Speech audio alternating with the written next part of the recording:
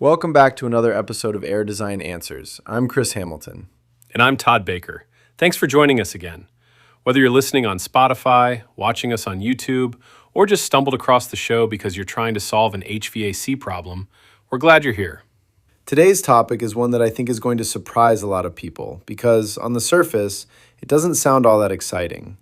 We're talking about employee comfort, productivity, and HVAC. Now, I know there's probably a few people thinking, how do you get 20 minutes out of employee comfort? But I actually think this could be one of the most important conversations we've had for business owners. I agree completely. We've talked about undersized air conditioners, humidity, airflow, all those technical things. Today we're going to look at what happens when your HVAC system starts affecting your people instead of just your building. And honestly, Chris, I don't think most owners ever make that connection. No, they really don't. Most people think of heating and air conditioning as another bill they have to pay. It's like hydro or insurance. They don't think about it until something breaks. But here's the reality. If you've got 20 employees spending 8 or 10 hours a day inside your building, your HVAC system is affecting them every single minute they're there. Whether it's too hot, too cold, stale air, humidity, poor ventilation, or rooms that never seem comfortable, those little things add up. And we've both seen businesses where people just accept it as normal. Exactly. They'll say things like, "Oh yeah, that office is always freezing," or "Nobody likes working over by the front windows in the afternoon because it's way too hot." And everyone just laughs. But when you stop and think about it, that's crazy. Imagine buying a company vehicle where the brakes only worked half the time. You'd never accept that. Yet businesses will live with comfort problems for 10 years because they think that's just the way buildings are. The thermostat wars are probably the funniest example. Oh, every office has them. There's always one person who's cold all the time. Someone else is sweating. Another person keeps sneaking over and changing the thermostat. Then somebody changes it back. Next thing you know, they've put one of those plastic locking boxes over the thermostat because management got tired of people fighting over it. Or somebody buys a little space heater. Exactly. And that space heater usually creates another problem. Now you've got one employee roasting themselves while the thermostat senses extra heat and tells the furnace not to run. Meanwhile, somebody 30 feet away is wondering why they're freezing. It's amazing how many problems people accidentally create trying to solve another problem. You know what's funny? Before I got into HVAC, I honestly thought buildings were just buildings. You put in a furnace, you put in an air conditioner, everybody's comfortable. End of story. Most people think that, but commercial buildings especially are living, breathing things. Businesses change, people move, walls get added, cubicles get installed, server rooms appear, extra computers get added, different lighting gets installed. Maybe they expand the office, maybe half the warehouse gets converted into office space. Every one of those changes affects the heating and cooling load. But the HVAC system is still trying to operate like it did 10 years earlier. So the building changes, but the HVAC never catches up. Exactly. I'll give you a perfect example. We had an office building where one side was always freezing and the other side was unbearably hot. The owner thought the rooftop unit was failing. Employees had been complaining for years. They had fans under desks, space heaters, people opening windows in the middle of winter. Nobody was happy. They just accepted that this was how the building worked. How long had that been going on? Years, not weeks, years. When we started asking questions instead of guessing, we found out they had renovated the office several times over the previous decade. They'd moved departments around, added offices, closed in areas that used to be open. The ductwork never changed. The balancing never changed. Nobody had gone back afterward to ask whether the airflow still matched the new layout. So the equipment wasn't actually the problem? Not at all. The equipment was doing exactly what it was designed to do. The building had changed around it. Once we balanced the airflow properly and made a few adjustments, it was like a completely different building. Employees couldn't believe it. One of them actually said, "I thought this room was just supposed to be cold." That's probably one of the biggest misconceptions. People assume if a room has always been uncomfortable, that's just how it is. Exactly. And it's not just offices. Restaurants have hot spots. Retail stores have hot entrances in the summer. Medical clinics have treatment rooms that get stuffy. Churches are another great example. People don't realize how difficult churches can be. You've got hundreds of people sitting in a building for an hour. Then everybody leaves. The load changes dramatically in a very short period of time. And gyms must be another challenge. Huge challenge. Think about it. You walk into a gym, people are exercising. They're generating heat. Humidity goes up. Fresh air requirements change. The HVAC system has to deal with all of that. It's a completely different challenge than cooling a quiet office with people sitting at desks. That's why there isn't one solution for every building. Every building has its own personality. I like that. Buildings have personalities. They really do. And that's why experience matters. Because if every answer was just replace the air conditioner, this would be a pretty simple business. But that's almost never the answer. The best technicians spend more time asking questions than replacing parts. That's something people probably don't realize. Sometimes the diagnosis takes longer than the repair. Absolutely. If somebody calls and says, half our office is too hot, we don't immediately say they need a new rooftop unit. We start asking questions. When does it happen? Morning? Afternoon? Sunny days? Cloudy days? Only when the boardroom is full? Only during the summer? Has anything changed? Those answers usually point you in the right direction long before you ever pick up a tool. It's almost detective work. It really is. And honestly, that's one of my favorite parts of commercial HVAC. Every building tells a story. You just have to figure out what it's trying to tell you. You know, Chris, I think a lot of owners listening might be thinking, okay, so somebody's a little warm or a little cold. Is it really that big of a deal? I think that's a fair question, because if you've never managed people, you probably don't appreciate how much the work environment affects performance. But if you own a business, whether it's 5 employees or 500, you start to notice patterns. When people are uncomfortable, they get distracted. They're not focused on the customer in front of them. They're thinking about how hot they are, how cold they are, or why the air feels stuffy. It doesn't sound like much, but those little distractions add up over an 8 or 10-hour workday. It's funny because we've all experienced it ourselves. You're sitting in a meeting, and instead of paying attention, you're thinking, can somebody please turn the air conditioning on? Exactly. Everybody has. You're 20 minutes into a meeting, and suddenly somebody says, wow, it's getting warm in here.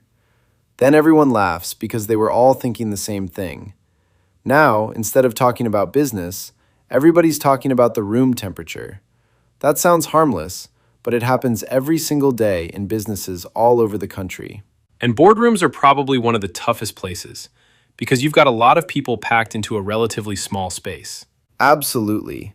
A boardroom that's empty 90% of the day can become one of the hottest rooms in the building when 12 people walk in, close the door, fire up a projector, open laptops, and start talking. Every person generates heat. Every laptop generates heat. Every display generates heat. If that room wasn't designed properly, it'll feel completely different 20 minutes after the meeting starts. And then somebody automatically assumes the air conditioner is broken. Right, but maybe it isn't. Maybe the system was never designed for that occupancy.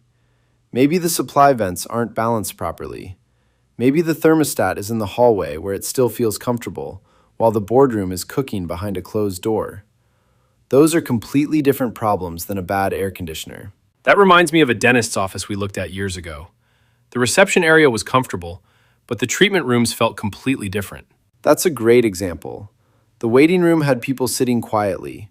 The treatment rooms had bright lights, equipment running all day, doors opening and closing constantly, and staff moving around non-stop. Completely different heat load.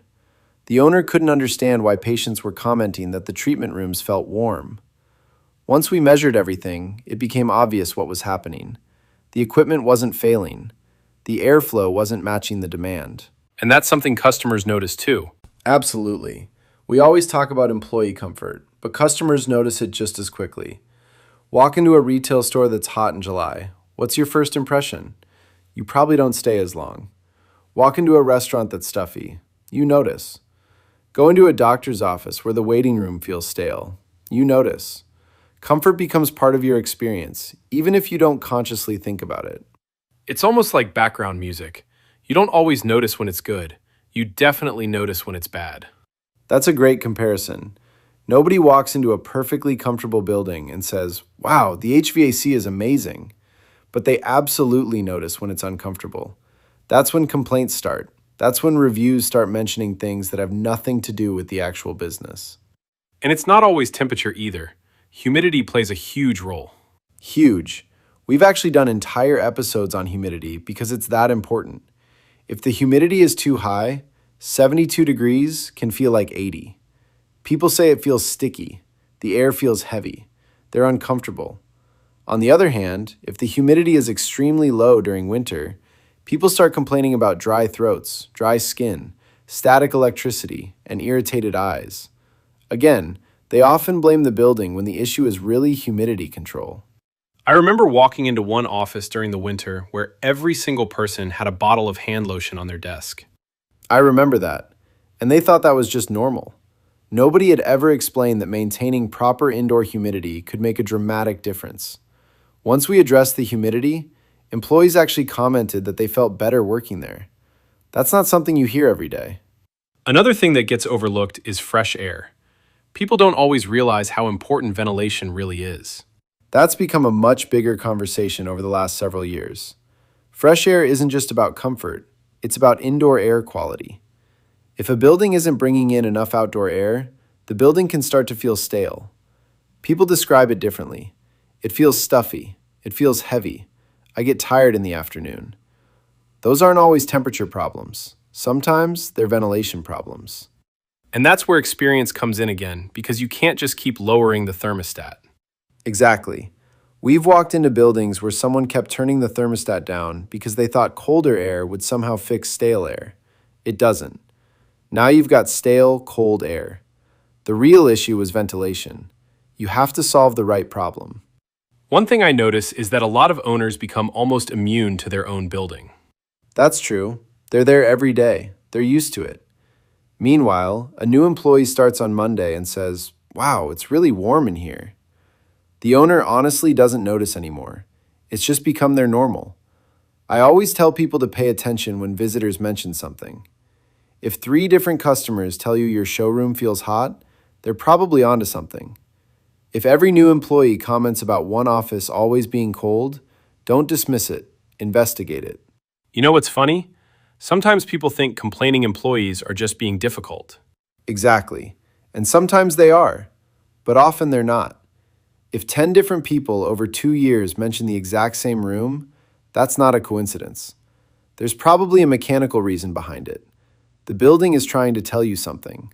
I also think business owners underestimate what comfort says about their company. Absolutely. Imagine you're interviewing someone for a new position. You've got a beautiful office, nice furniture, professional staff. Then, halfway through the interview, the room becomes unbearably hot because the HVAC can't keep up. That leaves an impression. The same goes for customers. People associate comfort with professionalism. A comfortable building feels well maintained. An uncomfortable building makes people wonder what else isn't being looked after. And we haven't even talked about warehouses yet. Warehouses are fascinating because they're completely different. You've got shipping doors opening constantly, forklifts moving, employees physically working, large ceiling heights. Sometimes office staff are comfortable while warehouse employees are overheating. Or the opposite. One area works perfectly while another struggles all day. Again, it's rarely as simple as replacing equipment. Sometimes it's air distribution. Sometimes destratification fans. Sometimes controls. Sometimes scheduling. Every building has its own solution. And I think that's an important takeaway. The answer isn't always buying something new. Exactly. The goal isn't selling equipment. The goal is solving the problem. Sometimes that means replacing old equipment. Sometimes it means repairing it. Sometimes it means balancing airflow. Sometimes it's adjusting controls that nobody has touched in 15 years. We've had customers spend a few $100s fixing a comfort issue they assumed was going to cost $50,000. That's one of the most satisfying parts of this business. When you solve a problem people have lived with for years, it's incredibly rewarding. Chris, one thing I've learned working with you over the years is that the most expensive solution usually isn't the first solution. That's exactly right. One of the biggest mistakes people make is assuming uncomfortable employees automatically mean they need brand new HVAC equipment. Sometimes they do, but honestly, many times they don't. One story jumps out immediately. We had a business owner convinced they needed to replace an entire rooftop unit. They'd been told by someone else that it was old, inefficient, and the reason half the building was uncomfortable. Before making that kind of investment, they asked us to come in for a second opinion. We started asking questions instead of making assumptions. When did the problem start? Which rooms were affected? Was it the same all year or only during the summer?